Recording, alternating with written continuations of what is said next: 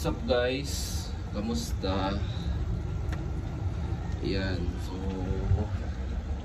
meron tayo ngayon dito guys. Pasensya na ngayon lang ulit ako nakapag-vlog kasi nga busy sa negosyo guys, kaya pasensya nyo na.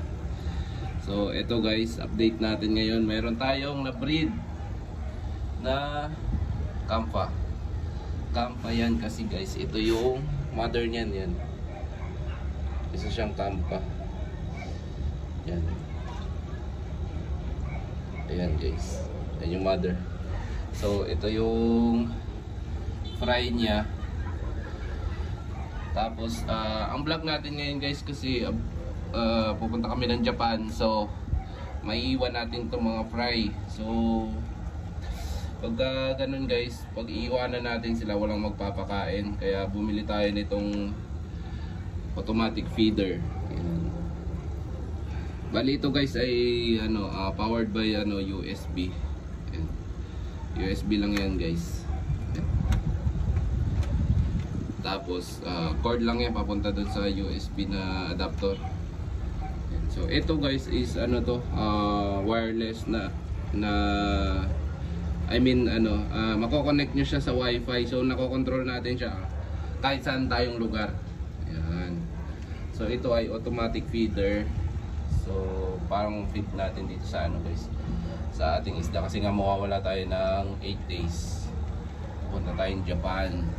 Ayan. So ngayon guys, tuturuan ko kayo kung paano paganahin to and paano i-set up. Ayan, sige. Turuan ko kayo paano i-set up. So ngayon, mag-prepare lang ako kasi yan. Tayo ngayon ng feeds nila ito. Ito nga pala yung pinapakain ko guys. Yan, so yan, meron pa natin. So maglalagay muna ako yan. Lagyan ko muna ng laman guys para matest natin kung gumagana na siya, tsaka makontrol natin guys kung gaano karami yung lalabas. Yan. Ito yung adjustment niya guys. Yan. Kung gusto mo marami lumabas, yan, ubus lahat. Pero syempre konti lang yung lalabas natin. Yan. Yan. So lagyan muna natin to guys, tapos balikan ko kayo. Okay? Yan guys. Baka sabihin nyo guys, ketchup yung nilalagay ko. Hindi, pandurog ko lang yan para mas mabilis. Yan. So ito na yung nadurog natin. Tapos ito yung feeds. Yan, sinisipon nga pala ako guys, tsaka inuubo, kaya ganyan yung boses natin. Ayan. So bali yung pinapakain ko dyan, itong brine shrimp. Kaso nga lang kasi guys, mahirap to mahirap natin ilagay sa automatic feeder kasi tubig yan, tsaka buhay yan, live na kailangan ng oxygen. So kaya naman nila kumain itong mga durog, mga dinurog na feeds. Kaya ito muna ilalagay natin.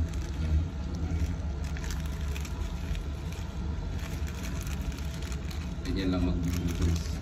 Basic, napaka-basic. So mahirapan ako guys. Balikan ko na kayo. Ayan, so nalagyan na natin. Ayan. Okay na to, ganito lang karami. Kaya na nila yan ng 8 days. Ayan. Kaya na nila yan guys. May matitira pa dyan I think. Tatakpan lang natin yan. Tapos bubuksan natin na maliit. Tapos magta-trial tayo guys. Maliit lang.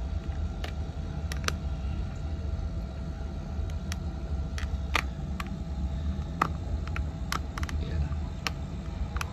Ganyan na siguro maliit. Tapos ta-trial tayo guys kung gaano karami. Pag marami pa rin, bawasan natin. Okay?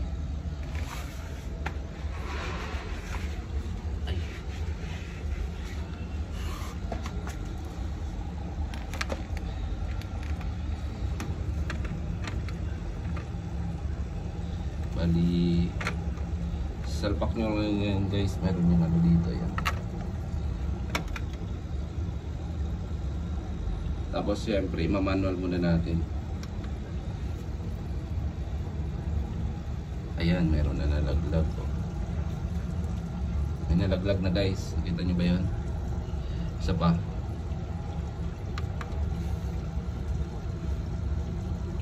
Ayan, sakto lang yung ganyan guys. Kasi pagka marami rin kasi tayong nilagay, mapupulyot yung tubig nila eh. So may nalaglag. Isa pa. One more.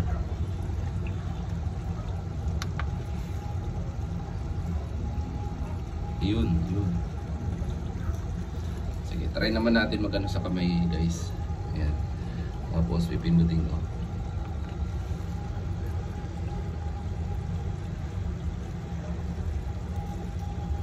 Ayan. Ayan o. Parang konti.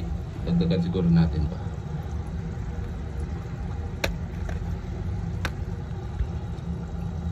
Ayan.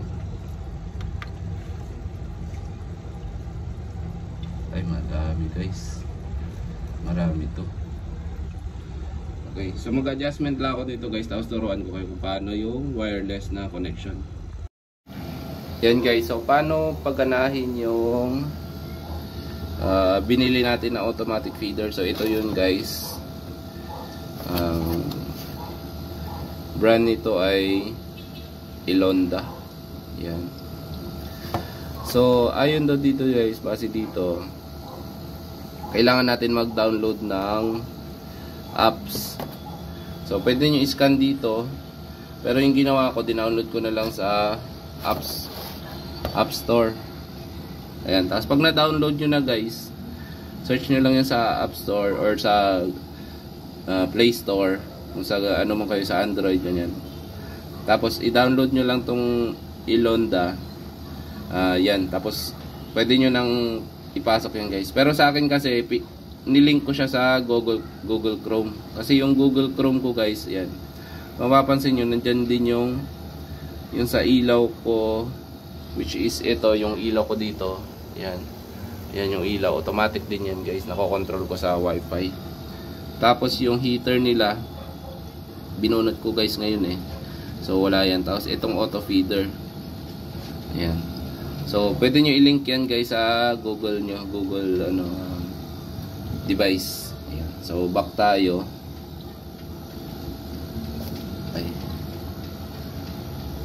Ayan. So click natin tong si Ilonda or ano man. Ayan. So pansin nyo guys, naka-off siya ngayon. Paano pala mag-add niyan guys? Punta kayo dito. Ayan. Add device. Ayan, mag-add device lang kayo. Tapos, pag nag-add device kayo, yan, hanapin nyo siya dyan, kung saan. Ayan, so fish feeder. Yan, click nyo lang yan guys. Pagka-click nyo yan, dapat mag-indicate to. Siyempre, ipa-power nyo na yung, i-power nyo yung, ito nga yung unit na na feeder. So pag power nyo yan guys, magbi-blink to. Pag nag-blink yan guys, i-confirm nyo lang na indicator rapidly blink. Tapos next na. Tapos magsi-set up na kayo niyan doon sa may Wi-Fi nyo or sa router.